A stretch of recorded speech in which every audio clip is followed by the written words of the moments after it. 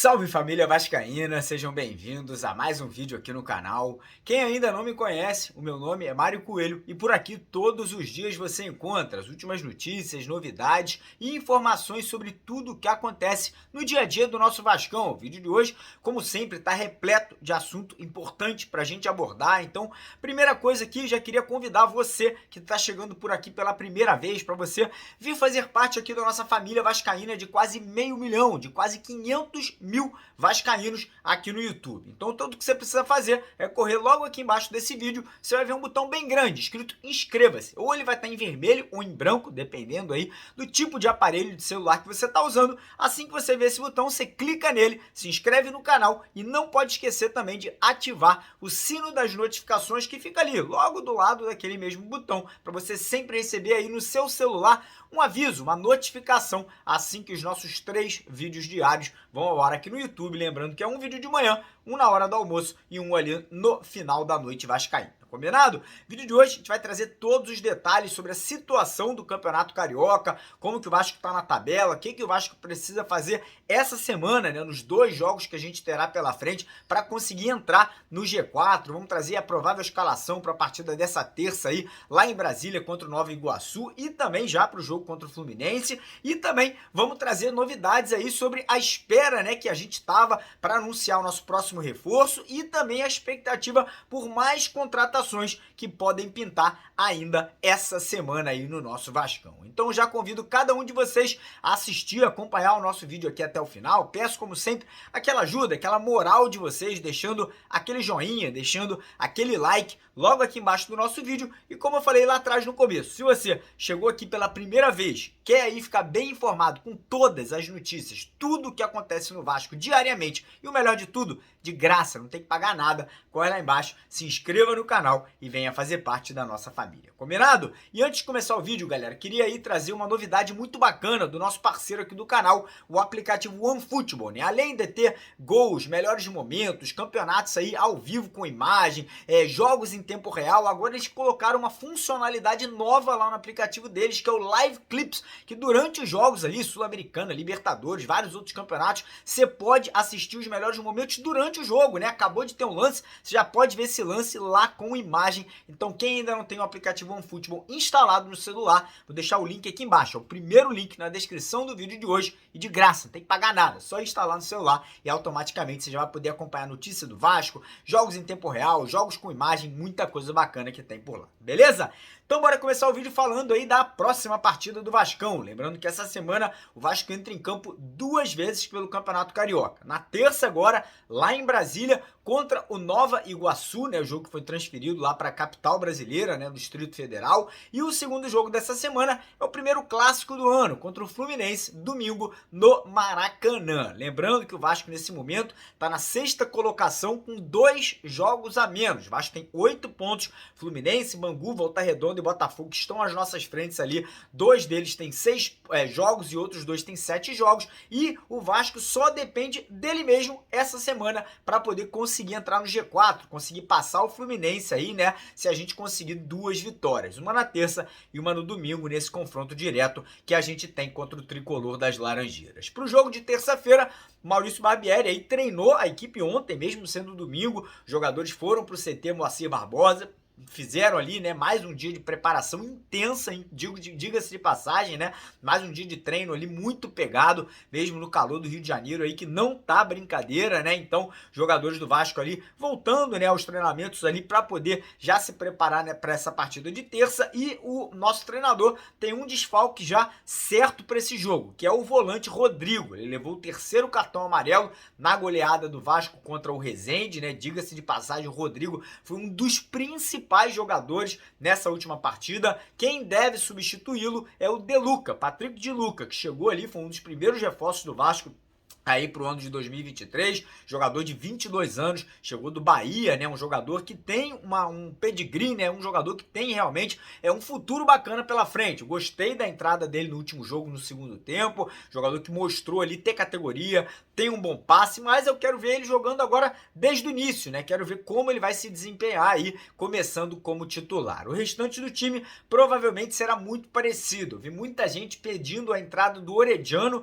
na vaga do Figueiredo ali, mas isso não deve acontecer, porque o Orediano ainda precisa de mais ritmo de jogo, ele precisa de mais ali preparação física. Então a tendência é que o Barbieri repita ali o time com somente essa alteração da entrada do De Luca na vaga do Rodrigo. Então a provável escalação deve ser o Ivan no gol, nas laterais Puma e o Lucas, dupla de zaga com o Léo e Miranda, né? O Robson Bambu não deve voltar para esse jogo. Meio de campo a gente deve ter o De Luca, Jair e Alex Teixeira. Nenê também, se voltar, deve ficar no banco de reservas. E lá na frente, Figueiredo, Peck e o Pedro Raul. Banco de reservas ali nós temos boas opções, né? Tem o Orediano, tem ali o próprio Eric Marcos, que entrou muito bem no jogo, tem ali alguns outros jogadores que também podem ter opções, como os meninos da base, o GB, o Ryan, enfim, o Maurício Barbieri ali tá aos poucos colocando cara nova nesse time, um novo estilo de jogo, né? Mais pra frente, mais ofensivo. Eu acho que ainda precisa acertar ali, né? Aquela questão dos contra-ataques. Vai sim, sofrendo bastante com isso,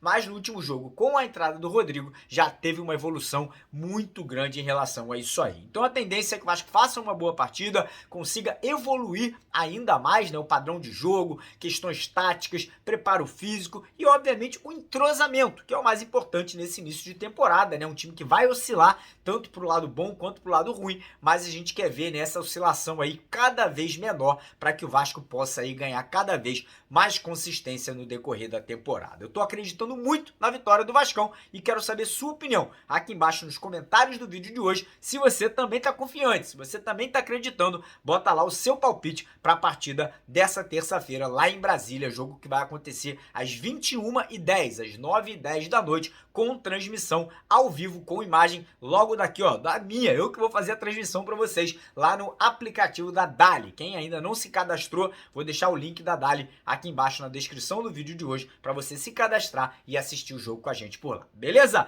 Agora, antes da gente passar para os próximos assuntos, que é o anúncio do reforço aí que vai ser feito essa semana, mais contratações que podem estar chegando, eu queria mais uma vez pedir para todo mundo não esquecer, galera, eu sei que é chato ficar pedindo, mas é muito importante, porque o YouTube, ele é como se fosse um robô. Se você não deixar o like, o YouTube não vai divulgar o nosso vídeo para outros vascaínos. Então, pedir mais uma vez para você, ó, correr ali embaixo, sentar o dedo no like, e você que tá chegando aqui pela primeira vez, se inscrever no canal, lá embaixo, naquele botão lá escrito inscreva-se, beleza? Vamos passar agora pro assunto do mercado da bola. Começando a falar aí sobre o jogador que tá chegando aqui no Rio de Janeiro nessa terça-feira. Pois é, nosso xerifão argentino aí já tá de mala pronta, bagagem já tá feita. Terça-feira de manhã, ele chega ao Rio de Janeiro para fazer exames médicos e assinar contrato com o Vasco. É o jogador Manu Capasso, jogador que o Vasco comprou junto ao Atlético de Tucumã, clube lá da Argentina, da primeira divisão da Argentina, um jogador muito forte na marcação, muito bom na bola aérea, um jogador ali que não tem as características parecidas com a do Léo, pelo contrário, né? O Léo é um jogador que sai mais pro jogo, o Léo é um jogador mais habilidoso, Manu Capasso é aquele cara de chegada, um cara de impacto, aquele cara que não vai ter bola perdida. E para mim, vai fazer uma dupla de zaga perfeita com o nosso zagueiro Léo, jogadores ali que vão provavelmente se complementar muito bem. E o Vasco aí agora tem mais outras contratações no radar, né? A gente vai falar sobre isso já já, lembrando aqui que o Capasso chega para assinar um contrato de 3 anos com o Vasco pagando aí um valor de mais ou menos 6 milhões de reais pela contratação do zagueiro argentino aí que chega com o status de titular, chega aí, né, para poder formar essa dupla vencedora ao lado do Léo. E no banco de reservas o Vasco vai ter algumas opções para o setor defensivo. Tem o Robson Bambu, que chegou e até agora não agradou. Tem os meninos da base ali, Miranda, Ulisses, Zé Vitor e também o Pimentel, né, que está em processo de renovação de contrato, e tem o Anderson Conceição, jogador mais experiente, foi titular ano passado, mas que até agora não ganhou oportunidades e provavelmente não deve seguir no Vasco aí para o restante do ano. Agora vamos falar sobre outras contratações, outros reforços que o Vasco ainda busca nessa janela de transferências. Volante, meia atacante, né, o camisa 10, e atacante de lado de campo. Aí você vai me perguntar, pô, Mário, e o Lelê? O Vasco não tá contratando o Lelê? Sim, o Vasco tá contratando o Lelê, tá realmente muito próximo aí de conseguir o empréstimo do jogador até o final da temporada, mas o Lelê, ele foi uma oportunidade de mercado. O Vasco aí hoje, ele busca contratações a pedidos do treinador, a pedidos ali do Barbieri, do Abel Braga. E essas três posições são as posições que, segundo o Barbieri, segundo o Abel, ainda são carências no nosso elenco. O volante, primeiro volante, camisa 10 e atacante de lado de campo. Então o Lelê, como eu falei, é um centroavante, aquele jogador que faz gol, é o grande destaque do Campeonato Carioca até o momento, com a camisa do Volta Redonda, né? Artilheiro do estadual, fez gol contra Vasco, fez gol contra o Fluminense, fez gol contra o Botafogo, vai fazer gol contra o Flamengo, é um jogador que tá realmente aí vivendo um momento incrível, e eu vi muito vascaíno reclamando, porra, vai trazer o Lelê, que absurdo, irmão. Muitas vezes jogadores de times pequenos, de campeonato estadual, Rio, São Paulo, Rio Grande do Sul, enfim, os outros lugares aí espalhados no Brasil, Nordeste, Centro-Oeste, são jogadores que vêm para grandes clubes e conseguem destaque, conseguem ali realmente fazer boas temporadas, e o Lelê pode ser um desses caras, né? Chegando de graça por empréstimo, vai ser um reserva, sim, ali pro Pedro Raul, talvez nem seja o primeiro reserva, mas uma oportunidade boa, uma oportunidade de um jogador que vive um bom momento e pode sim aí vir a se destacar vestindo a camisa vascaína. Mas enfim, falando agora sobre outros reforços, outras contratações, como eu falei, situação de volante. Hoje, o Vasco tem um grande número de jogadores ali que foram oferecidos e jogadores que o Vasco também buscou informações, né? Fez ali sondagens no mercado. Vamos começar com jogadores ali que o Vasco foi atrás. Santiago Rezi, negociação extremamente complicada. Além do Vasco, o Flamengo e o Benfica, lá de Portugal, têm interesse na contratação do jogador. O clube que detém os poderes financeiros do Santiago Rezi, né, o Huracan da Argentina, já deixou claro que não vai liberar o atleta por menos de 40 milhões de reais. E hoje, com a quantidade de opções que tem no mercado, o Vasco talvez desista dessa contratação, né? Existem outras opções. Outro jogador que o Vasco também buscou informações foi o Leonaldo da Ponte Preta, um jogador da mesma idade do Santiago Rezi, mas com um pedigree um pouco mais baixo, né? Valores muito menores. Além desses dois aí que são jovens atletas, existem outros jogadores mais experientes que também foram oferecidos ao Vasco. Caso ali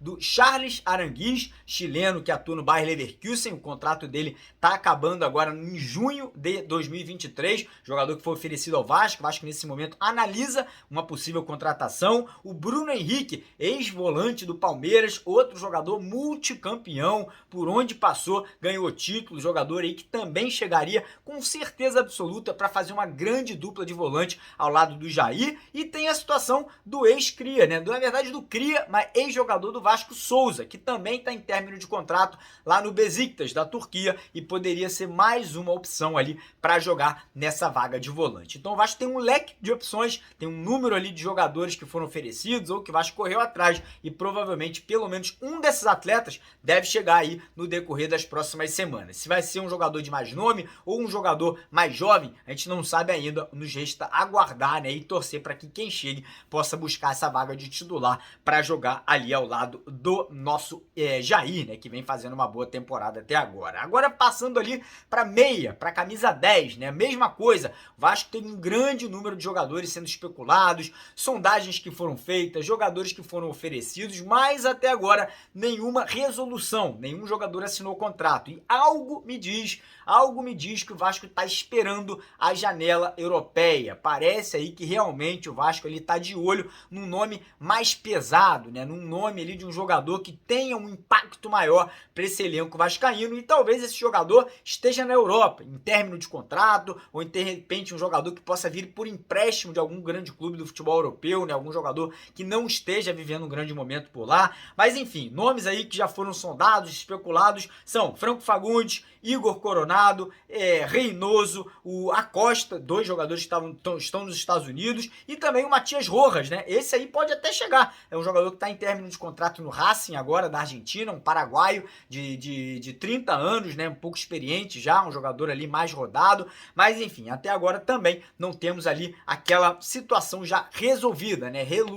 Resolucionada para a gente poder cravar aqui quem será ou quem serão esses jogadores, porque eu acredito acredito que o Vasco deve trazer pelo menos 2 peças para ir brigar nessa vaga de meio de campo. E para a situação de lado, né, jogadores ali que atuem aí pelo lado do campo, eu sei que o Vasco está buscando um atleta, mas por outro lado, o Vasco tem muitas opções no atual elenco. Vou aqui pegar uma lista de jogadores que o Vasco tem hoje que atuam pelos lados de campo.